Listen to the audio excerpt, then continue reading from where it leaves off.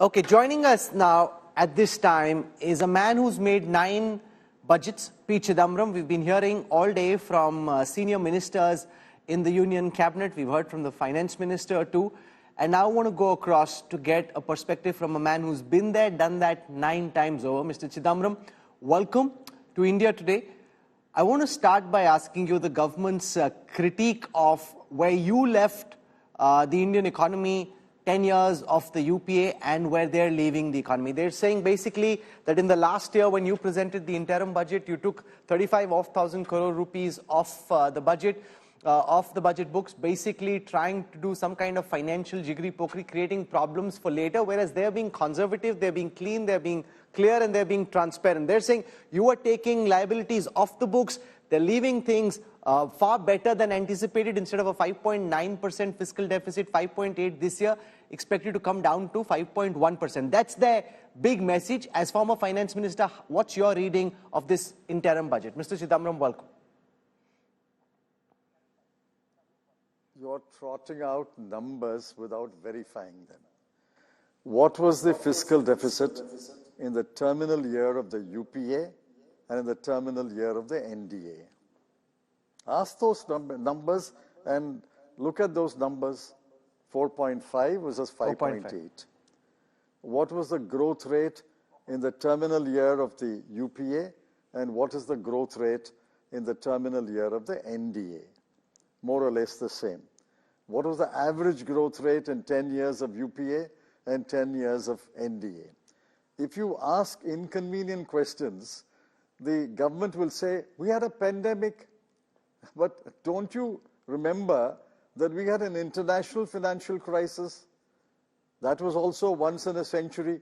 The last equal financial crisis was in the Great Depression of 1923. Therefore, these are excuses. You hide inconvenient numbers. Let a white paper be returned by an independent body, not the Niti Aayog or the Expenditure Department of the Ministry of Finance. Let a white paper be written by a small body of international experts on India, and let us see whose performance is better. I'm not denying that there is no performance in the NDA government, but the NDA's habit of saying everything in the UPA was black, that India got independence only in 2014, and India got economic independence only when the Honorable Ms. Nirmala Sitharaman became finance minister. All that is, according to me, something to be stated to be rejected. So far, a large part of the growth was coming from capital expenditure by the government in infrastructure projects. This year, however, the government anticipates that the private investment green shoots that we're seeing could pick up even further. You saw the IMF's global macroeconomic outlook. The Indian economy at this time powering 16% of global growth. Would you accept that given all that's happening internationally, the Indian economy seems to be on a very steady glide path for good growth? Good. I congratulate you on being the one-eyed monarch of the blind. If you want to be the one-eyed monarch of the blind, enjoy yourself. But look at capital expenditure. Look at the 23-24 performance. On the capital account, you promised to spend 10,961 crore, but you actually spent only 9,50,246 crore.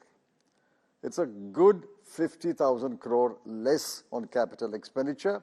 And where did it happen? It happened at the state's level of capital expenditure. Why? I've spoken to the finance minister of Kerala. I've spoken to the former finance minister of Tamil Nadu, who was finance minister until a few months ago. It's because of the conditionalities that you put that states are not able to spend on capital expenditure. So overall capital expenditure in the current year is 50,000 crore less, not more. So you did not achieve your target of capital expenditure, and that's not a performance that deserves marks.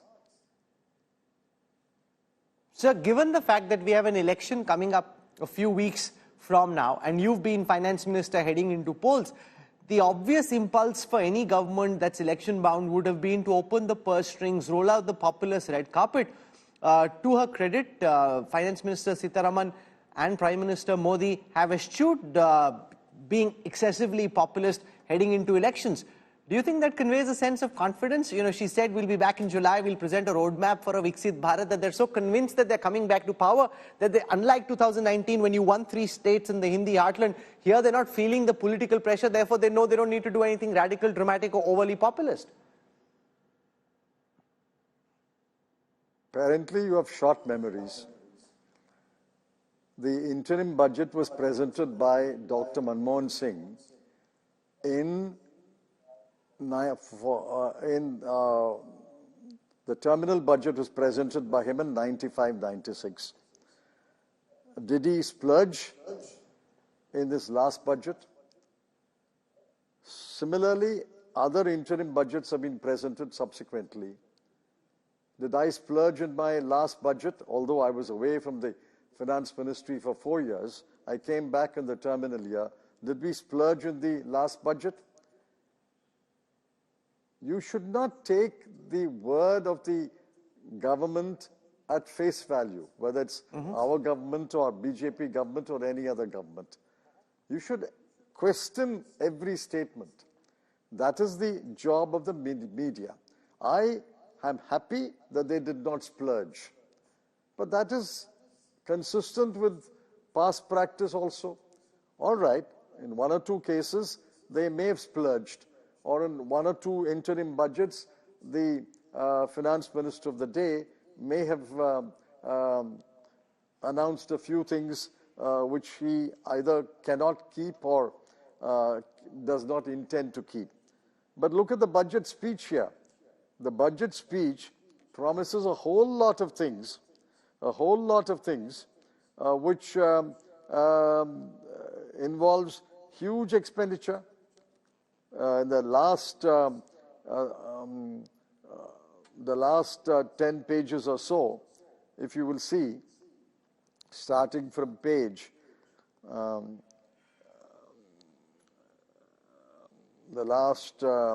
we don't have hard copies, but the whole section on